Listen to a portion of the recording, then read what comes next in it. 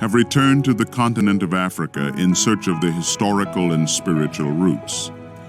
But most aren't aware of a long-lost Christian heritage and identity in Africa and in the Bible. Africa and the Bible, the River of Faith, next on Day of Discovery. Hello, I'm Wintley Phipps. The cross appropriately represents Christianity. But for some of us, descendants of slaves, chains are our reminders of a less than Christian past. For many of African descent, the faith of the cross is viewed as the faith of slavery, the faith of suffering. It was my honor to know Alex Haley, who more than any other human being of our time, inspired the descendants of slaves to search for their roots. But what can we learn by going back to the time before slavery? We can learn much about the faith of our fathers when we follow the river of our faith back to the days when the Nile River was carrying the salvation story of the cross deep into Africa. These travelers are part of a study tour sponsored by Gordon Conwell Theological Seminary. Their purpose is to look at evidence of early Christian belief in Africa. Dr. Catherine Krager leads the study tour. My hope was that particularly African American people, although persons of any color or ethnic extraction, might be able to understand the importance of Africans in the whole salvation history. I think this will be of his head. Though in her 80s, her stamina rivals that of her students. Arriving in Egypt on an overnight transatlantic flight, Dr. Krager immediately leads her students to a church, to an evening service held in a large cave on the edge of Cairo.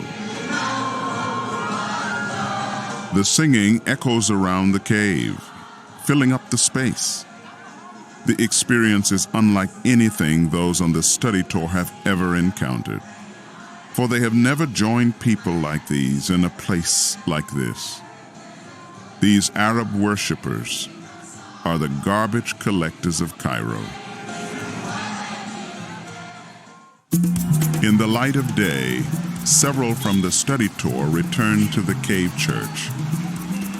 The sun reveals what the night had hidden, except for the smell. The stench of rotting garbage. Garbage everywhere, lining the streets. Garbage stacked in every possible place, piled on their rooftops. A city of garbage. The people search and sort through trash. Scraps of food are collected and fed to pigs. Even though pork is unclean meat to those of the surrounding Muslim culture, it's the meat of survival for the people who live here. And here, in a mountain right beside this community of refuse, open two large caves that have brought light and hope to those who come. Hope in the one who also suffered. Hope in his promise to return. The plight of the garbage collectors causes some students to feel a bond of fellowship in the suffering of their enslaved ancestors and a communion in Christ, who is their hope.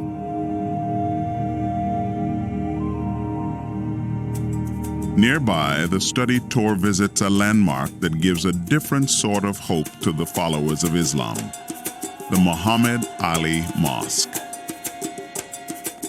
Worshippers kneel on carpets facing the city of Mecca. Here, hope is in the mercy of Allah to weigh their hearts and deeds and to hopefully grant paradise. The Muslim commander Saladin built these walls to protect this citadel from the Christian crusaders. The walls are a reminder of the clash of nations and beliefs that have marked this continent for centuries. A reminder of the danger when political powers claim the power of God. Dr. Roland Werner, a German scholar in African linguistics, says, that most people don't realize just how early in Christian history people of Africa became followers of Christ. This is a long time before Christianity was preached to, say, the Germans or the English or any of the Northern European tribes and nations. This is true especially for Egypt. This is true for Ethiopia. This is true for North Africa, as we call those stretches on the southern part of the Mediterranean, but it's also true for the area that is now called the Sudan. In pursuit of the early Christian history of North Africa, the study tour leaves Cairo and drives to Alexandria on the northern coast of Egypt. Here, ancient streets try to manage modern traffic.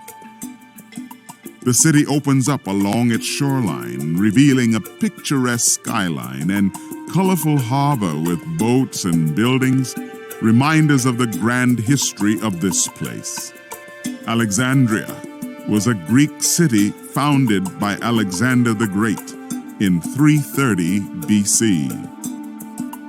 Alexandria's harbor became a major center for trade in the Mediterranean. A 14th century fort stands as a reminder of a giant lighthouse that once stood nearby, one of the 7 wonders of the ancient Greek world.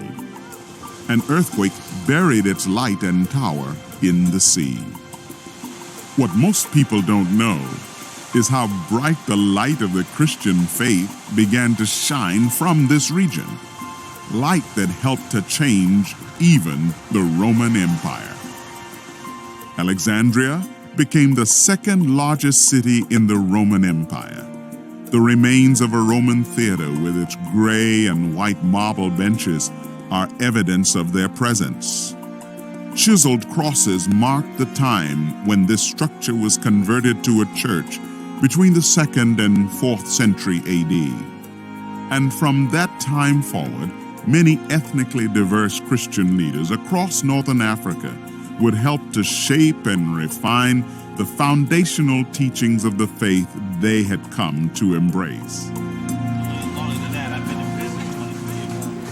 Centuries later, and a world away in Boston, a man named Dana Gonzel questioned why anyone of African descent would be a part of the Christian faith. I never could understand why we as a people of color would embrace a God that didn't signify or symbolize us. It was even harder for me to embrace a Christ who had a Jewish background. But for Dana, finding the faith of his African fathers changed his life. And that faith even helped him to change from being homeless to building a shoe shine franchise and pursuing an education. Dana was never in my class. I just got a phone call one day from an individual saying that he wanted to work on African bishops. I began to see how much Africans had played in the role of the early church. Like many people around me, most people think that Christianity came to African Americans on the back of a whip through slavery. That's far from the truth. He had a particular idea, and that was, who are the great fathers that developed the canon? Canon is the books that are in the New Testament. These people were from Carthage, Alexandria, and Hippo. These were great men. And for the most part, these were fathers in North Africa. Athanasius, Cyprian, the Great Council determining where the canon was held at Carthage, the birthplace of Western Christianity. And what I began to discover was not so much that Africans had a role, women had a role, but Christians have a role, one that we all share. This is just Dana's passion, and he loves to tell his customers about it. He tells everybody he can. The waves of early Christian influence in North Africa also surged south into the region of modern Sudan, to ancient Nubia. a lot of the European travelers met Nubian monks and Nubian pilgrims in Jerusalem, and they reported to the West at this time, say the 11th and the 12th century, the amazing news that there was this great African Christian kingdoms and that they had met these African Christians who were with their dark faces, and some of them had branded the sign of a cross on their foreheads, that they met them in Jerusalem, and there must be this great African Christianity that nobody knew about. To learn more about the Christian beliefs in ancient Nubia, the study group travels 500 miles south of Alexandria along the Nile to the city of Aswan. They follow the Nile, the longest river in the world, and she reveals the silent gods of Egypt past, ancient temples and civilizations that drew life from her waters. Today, the river of Africa flows along the banks of Islamic countries. Prayer towers called minarets mark the Muslim presence village by village, city by city. The historic city of Aswan cradles the Nile. Aswan is the gateway to the ancient Christian kingdom of Nubia. Boats called feluccas with triangle sails glide upstream and downstream, as they have for centuries.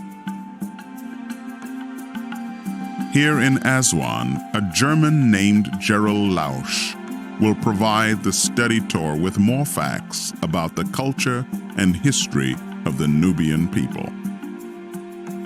Gerald has helped the people of Aswan for many years. He served with a German clinic in Aswan. I think they're very distinct. Similar, yes. The Nubians we call Nubians today, they came down from the Nuba Mountains and occupied the Nile Valley and mixed with the Kushites. And here, some African American students hope to find an ancient reflection of themselves and to wash away the misunderstanding about the origins of the faith of their fathers.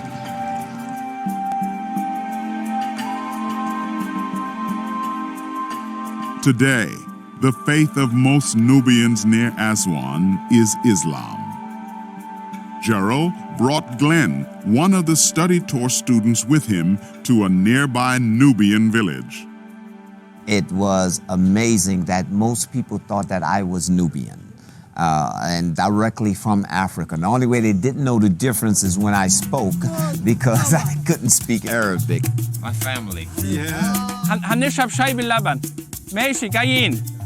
جايين فعلا. So she invites us to come to her house, you know? Yeah, let's do that.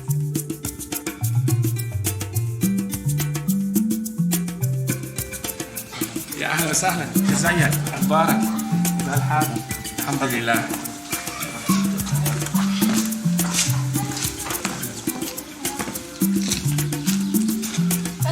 أيوة. إرمين أبو. الحمد لله. أدلنا. أيوة. الحمد لله. لكن هم من أمريكا. لكن أنا لازم بعد 10 دقائق. أيوة. أسرة واحدة. أيوة. It's almost like Southern hospitality. You come into our home, you know, we feed you, we invite you in, you know, with a meal or something. Yeah. And wow.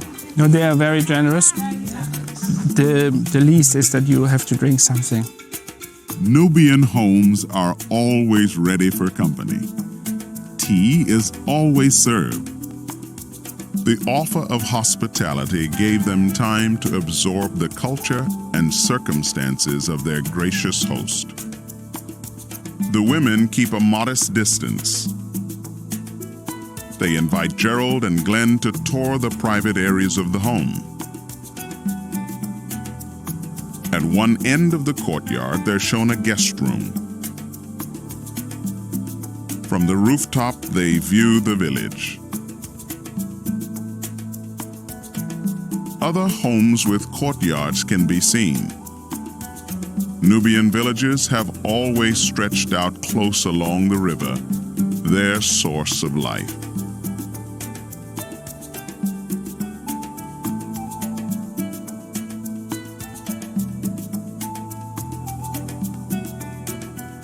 In the past, Nubian homes were made of sun-dried mud bricks. Today, concrete and stone replace the limited and fertile mud as a resource for building. Homes are painted with colorful borders and accents. This is a resettled Nubian village, moved when the Aswan Dam was built. Distinct to Nubian homes is a wall that surrounds the house, creating a compound with a center courtyard. Rooms along the wall frame the clean, peaceful space. Invited into the kitchen, the mother prepares a traditional Nubian meal. Bardo? Bisilla? Yeah. So the food she's preparing is called molokhia. It's a kind of soup and sauce in one. And usually it's eaten with chicken. And also they have this specially made Nubian thin bread. You cannot buy it in shops. It's just done in Nubian homes. And it goes with this molokhia. The mixing of soup is a reminder of what happened to the Nubian people. They became a mixed people group. One looks to see in these faces their Nubian ancestors, but today it would be difficult to find ethnically pure Nubians. But what is their spiritual heritage? What can we know about the faith of their fathers?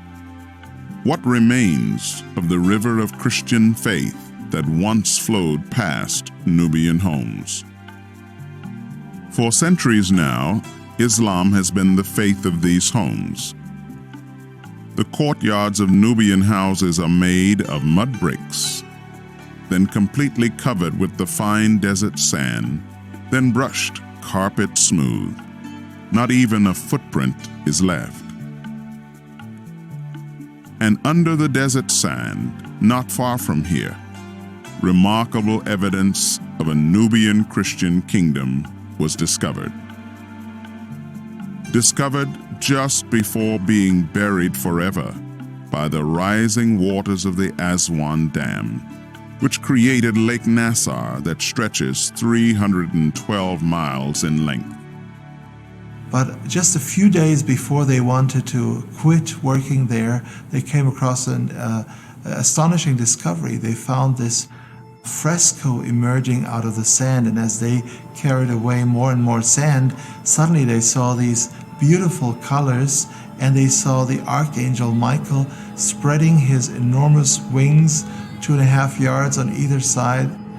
Over 3 praying men were standing in the fire, and they realized this was a depiction of the story of the 3 men in the fiery furnace, which we find in the biblical book of Daniel. They found over 160 individual paintings in that one church alone.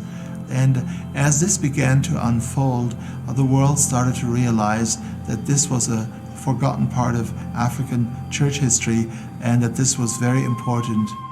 What we now know is that there was a Nubian Christian kingdom that lasted for almost 1,000 years, from near 530 AD until the 1400s.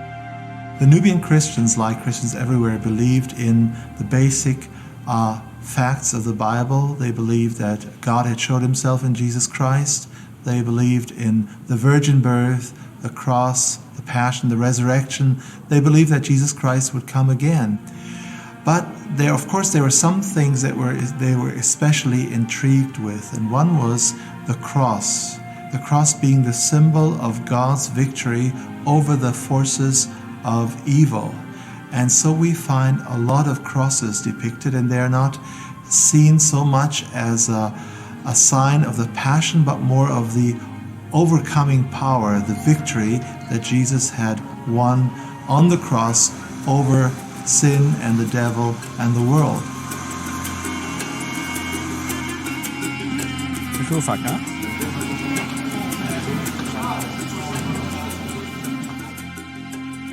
Yeah, what is very interesting in Christianity coming to Nubia is that the temples, the old Egyptian temples, the temples from the Roman times, were changed into churches. And part of it was that, for example, as we see here, crosses, different shapes of crosses were engraved into the rock. And on the other hand, deities depicted on the walls, they were defaced. Inside the pagan temple of Philae, a cross carved into the stone marks the conversion of this temple. An inscription reads, "The cross has won. It always wins." One of the Nubian manuscripts which we found actually is a praise of the glorious cross, and it runs something like, "The cross is the hope of the hopeless. The cross is the life for the dying. The cross is the freedom for the slaves. The cross is the water for the thirsty. The cross is the salvation for those who are lost at sea," and it goes on and on and on. And they, of course, don't just mean the cross, but they mean the fact that Jesus had won the victory on the cross. But after almost 1,000 years, the faith of the cross was eventually conquered. Conquered partly from within, because the Nubians had begun to trust in the kingdom of man, to trust the political power of their Christian kingdom rather than God. The words of Christ were forgotten. There was no one left to wield the Christian weapons of faith and truth. And so, over time, conquest by those carrying the Muslim crescent brought not only a loss of freedom, but also full surrender of the cross.